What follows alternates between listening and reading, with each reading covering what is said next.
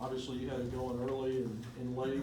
Talk about the game with their defense really holding Zay and Mace down, what you had to do to get Arkansas going. I think with the team setup that we have, we know a lot of teams are going to try to focus in on our two top guys.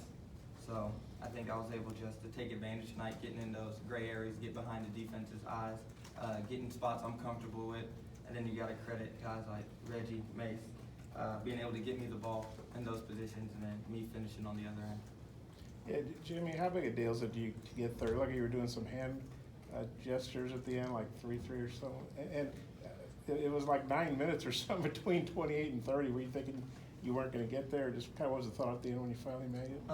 I mean, my teammates they wanted me to get it, so I told them I wasn't really worried about it, whether at least we win at the end of the day. But it came down to the last possession, and J5 said he was going to come to me. I missed the attempt for him, but I was able to get a steal right there at the end, and they were just excited for me, so I was just talking to the guys on the bench. How cool was that for you? And what is that you were doing exactly? You're doing like 3-3 or Oh, something? letting them know I had 30 right there on that last layup. And just how good was it to get to 30?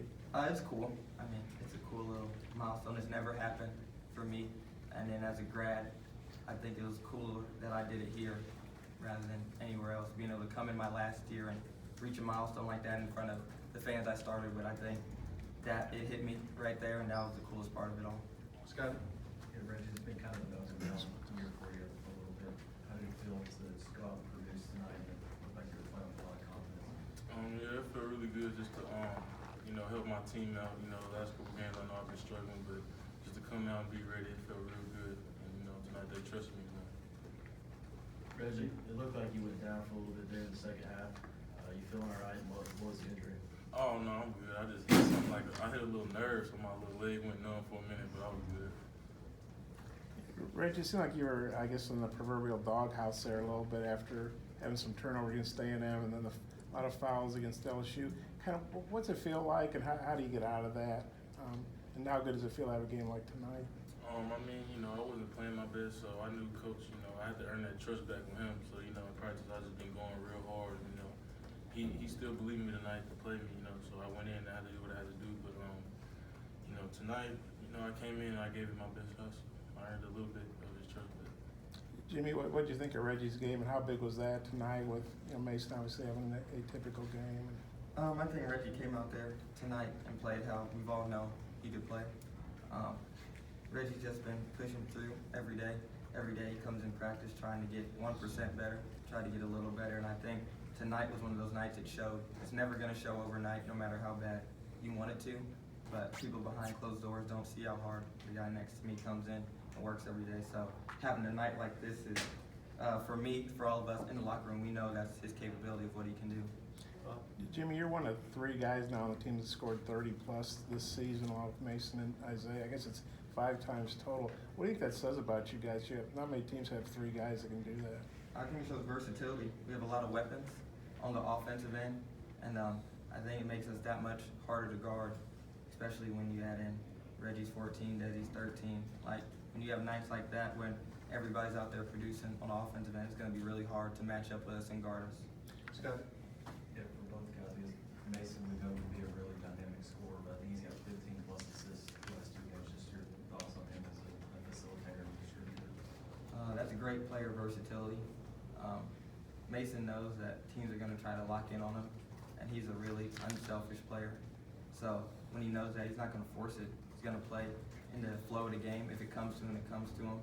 Nights like tonight and against Ole Miss, he, like you said, 15 plus assists. He had 8 assists tonight, 7 rebounds. So he's going to affect the game, no matter if it's scoring or not. I think that's what great players do. They find a way to affect the game if their scoring isn't going well. I don't know if you all saw the Kentucky score tonight.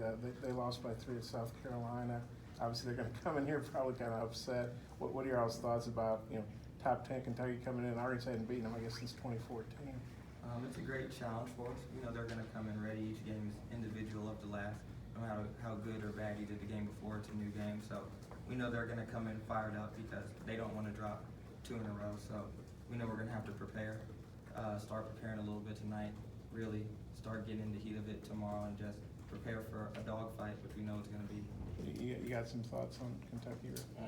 Coach Musk told us after the game they're a good dribble drive team, so you know I know he's gonna prepare us for that tomorrow, and I'm ready to play him. You know, Coach Musk's not scared of nobody. We're not scared of nobody. We're not scared of Coach Kentucky. Chip? And Jimmy, I think you hit 6 out of your first 7 shots, I think tonight or something like that. What does that do for your confidence as a player? Do you feel like everything you put up is gonna go in? What does it do for you confidence-wise? I think scoring is more of a rhythm than anything else. So when you can come out and hit your first couple of shots, you see it go in, you get that confidence. You sort of, if you play a sport, you know about zone. You sort of get into that zone early, and I think that's helped me seeing a couple of shots go in. You know, that's the position I like to be in. So when you're getting shots you like and you feel like you're in the zone, you just ride it as long as you can. And today I was able to ride it for 40 minutes. Final question? Yeah, Jimmy, I think you averaged like 33 or something in high school, right? Or you averaged 30 plus, I think. How cool is it to get 30 now in college? It's obviously been a while since you did it regularly in high school. I don't think I've seen 30 points by my name in 5 years, so it's pretty cool.